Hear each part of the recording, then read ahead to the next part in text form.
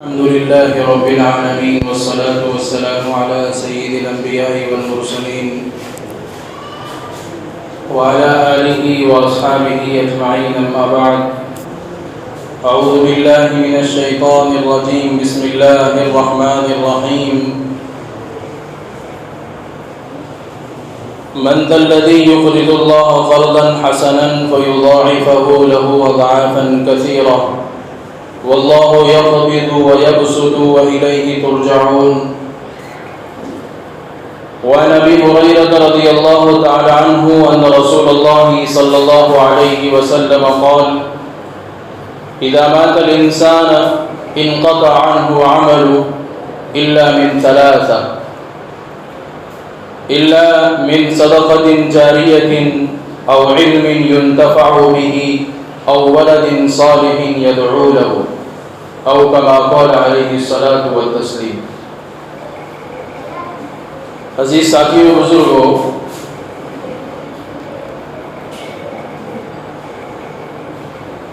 اللہ رب العزت نے قرآن مجید کے اندر اور نبی پاک صلی اللہ علیہ وسلم نے حدیث مبارکہ کے اندر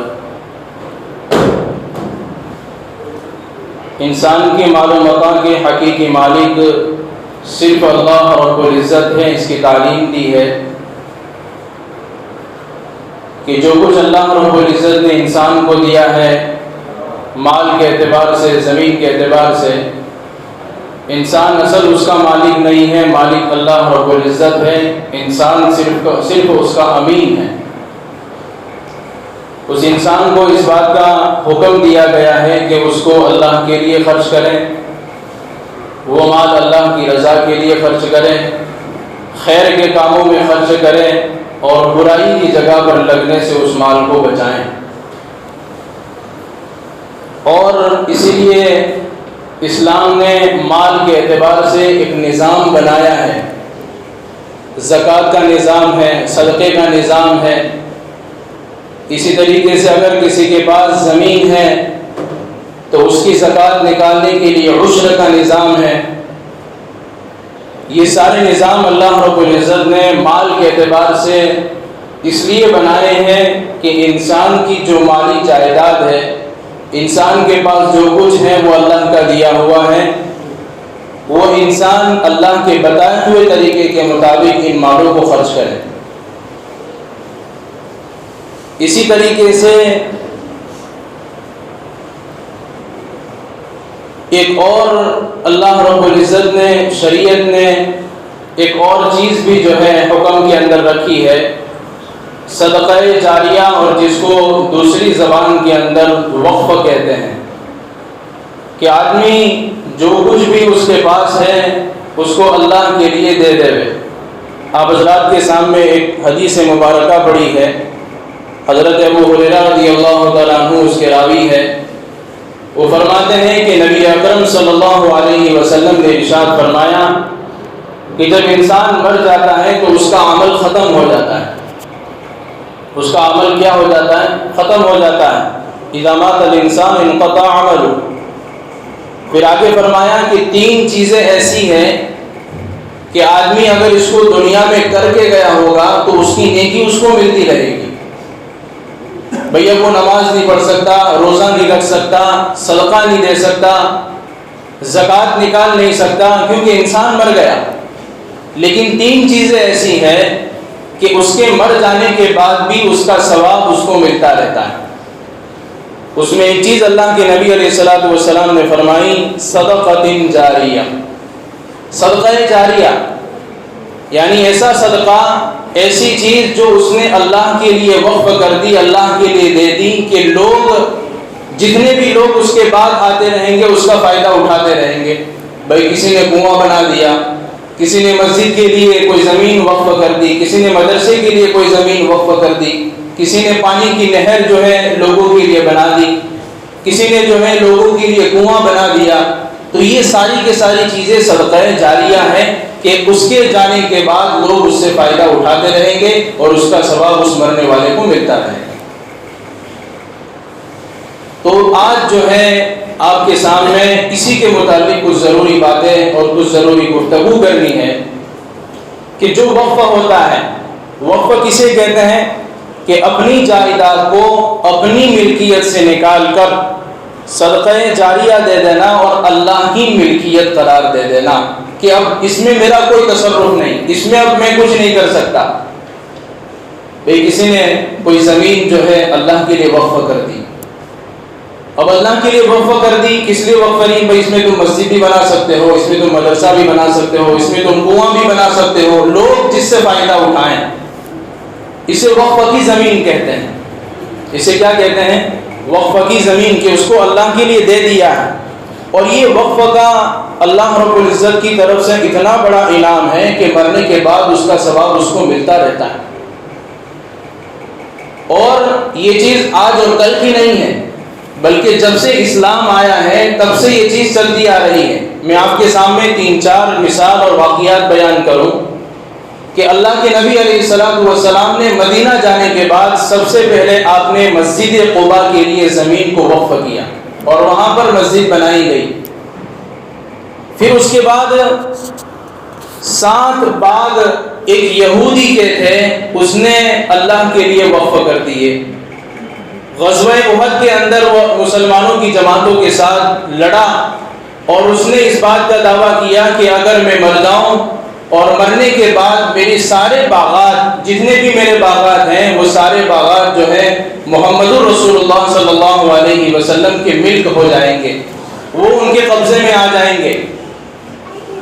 تو جیسے ہی اس کا انتقال ہو گیا، وہ مر گیا، تو اللہ کے نبی علیہ السلام نے اس کے سارے باغ، کل اس کے 7 باغ تھے، وہ سارے کے باغ اللہ کے نبی علیہ السلام نے لے لیے اور اس کو اللہ کے لیے وقف کر دیا کہ اب اس سے لوگ فائدہ اٹھاتے رہیں گے۔ اسے کہ اللہ کے نبی علیہ السلام نے اس کے مر جانے کے بعد کہا تھا کہ مخیرق یہودی بہت اچھا تھا کہ اس نے اللہ کے لیے زمین کو وقف کیا۔ اسی طریقے سے اس کے بعد حضرت عمر رضی اللہ تعالیٰ عنہ نے خیبر کی زمین وقف کی، ان کو مال غنیمت میں ملی تھی، انہوں نے اس کو لوگوں کے لیے وقف کر دیا۔ اور ایک مرتبہ اللہ کے نبی علیہ السلام نے لوگوں کے فائدے کے لیے اور لوگ اس سے فائدہ اٹھائیں، اس کے لیے اللہ کے نبی علیہ السلام نے صحابہ کے درمیان وقف کی ترغیب دی، صدقے کی ترغیب دی۔ حضرت عثمان رضی اللہ تعالیٰ عنہ کہتے ہیں کہ ہم مدینہ آئے، مدینہ آنے کے بعد اللہ کے نبی علیہ السلام نے ہم کو جو ہے روما، ایک کنواں تھا، اس سے میٹھا پانی مدینے کے اندر کسی جگہ پر نہیں تھا، جس کو بیر روما کہا جاتا ہے کہ بیر روما ایک ایسا کنواں تھا کہ اس کے اندر جو پانی تھا پورے مدینے کے اندر ایسا میٹھا پانی کہیں پر بھی نہیں تھا۔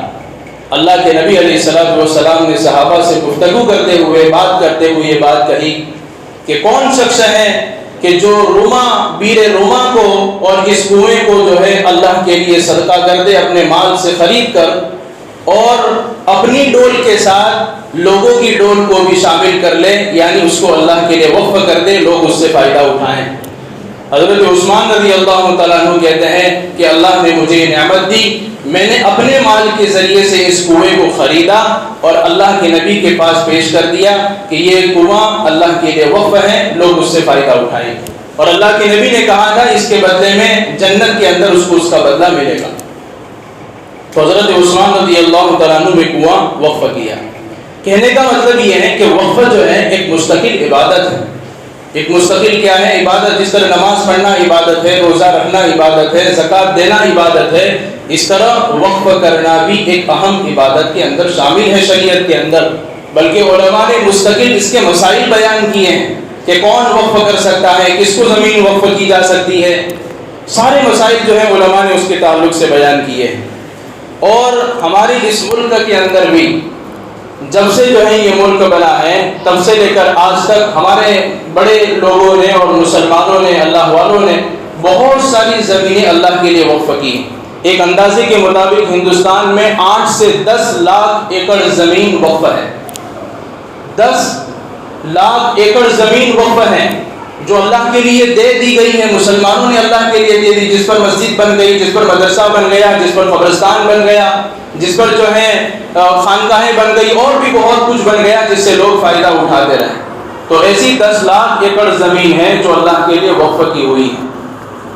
بہرحال تو یہ ساری باتیں جو ہیں شریعت کے تعلق سے، لیکن جب سے ملک آزاد ہوا تب سے لے کر جو ہے ہمارے اس ملک کے اندر وقف کے تعلق سے وقف ایکٹ بنایا گیا تھا، اور اس کے اندر بہت ساری ترمیمات ہوتی رہی، لیکن جتنی بھی ترمیم ہوئی ہے وہ ساری کی ساری شریعت کے مطابق ہوئی، اس لیے مسلمانوں نے کوئی objection نہیں اٹھایا، کوئی سوال نہیں اٹھایا، بھئی ساری کی ساری باتیں ہماری شریعت کے مطابق ہیں۔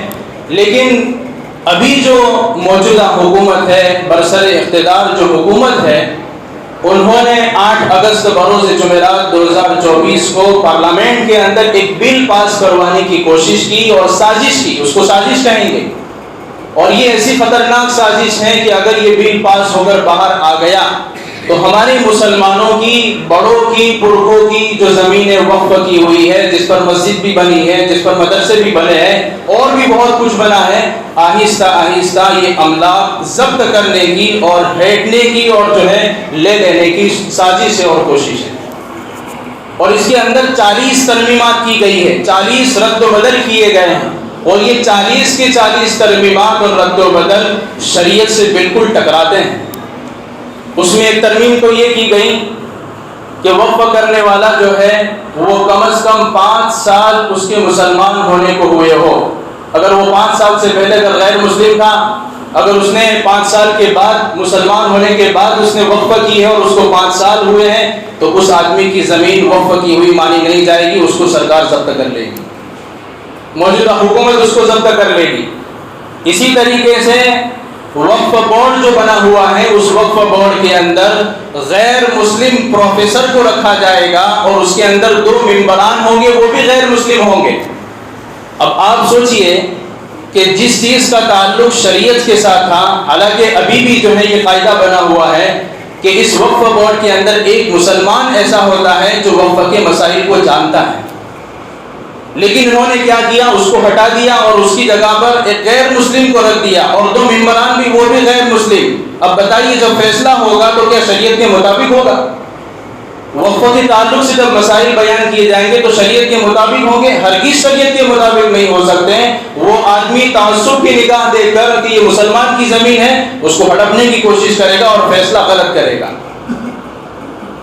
تو ایسی ترمیمات کتنی ساری اس بل کے اندر ہوئی ہے، لیکن جب پارلیمنٹ کے اندر جو ہے سرکار کی طرف سے لوڑی اور لنگڑی سرکار کی طرف سے جب بل پیش کیا گیا تو اپوزیشن کی طرف سے بہت سخت مخالفت ہوئی، بہت سخت مخالفت ہوئی، لیکن یہ پاس نہیں کر سکے۔ تو انہوں نے کیا کیا، انہوں نے بہت جو ہے آسان انداز اختیار کیا، اور یہ سمجھو کہ ایک سازش کی طریقے سے انہوں نے جی پی سی کو یہ بل حوالے کر دیا، جوائنٹ پارلیمنٹ کمیٹی جس کو کہتے ہیں۔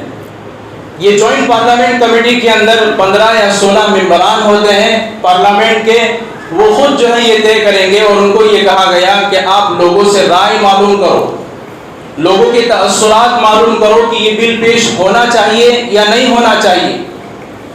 اب جو ہے جوائنٹ پارلیمنٹ کمیٹی کو یہ بل حوالے کر دیا ہے، لوگوں کی رائے اور لوگوں کی جو ہے تاثرات وہاں پر پہنچ رہے ہیں۔ میری اور آپ کی کیا ذمہ داری ہے؟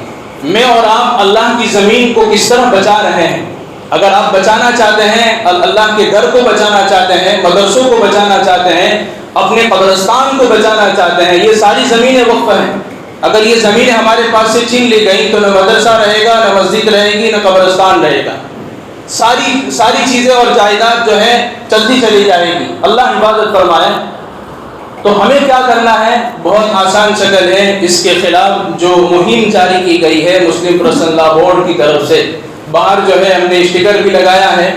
آسان ترتیب یہ ہے کہ ابھی جو ہے ای میل جا رہے ہیں، میسج جا رہا ہے اس کے خلاف کہ ہم اس کے لیے راضی نہیں ہیں، ہم اس کی منظوری نہیں دیتے ہیں، ہم اس بات سے راضی نہیں ہیں کہ یہ بل پیش کیا جائے۔ تو اس کے لیے کیا کرنا ہے؟ باہر جو QR کوڈ لگا ہوا ہے، وقت بھی ہو گیا ہے، انشاءاللہ جو ہے نماز کے بعد اس کی تفصیل بتا دیں گے کہ ہم کو کس طرح کیا کرنا ہے، اور ای میل اور میسج جو ہے حکومت تک کیسے پہنچانا ہے۔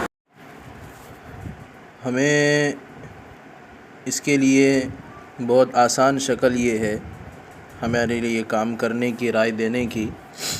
جو جی پی سی کو ہمیں رائے دینی ہے، جوائنٹ پارلیمنٹ کمیٹی کو، ہم نے ڈسکرپشن کے اندر ایک لنک دے دی ہے۔ اس لنک کو اوپن کرنے کے بعد ہمارے سامنے ایک پیج کھلے گا، اور نیچے لکھا ہوا ہوگا اوپن جی میل.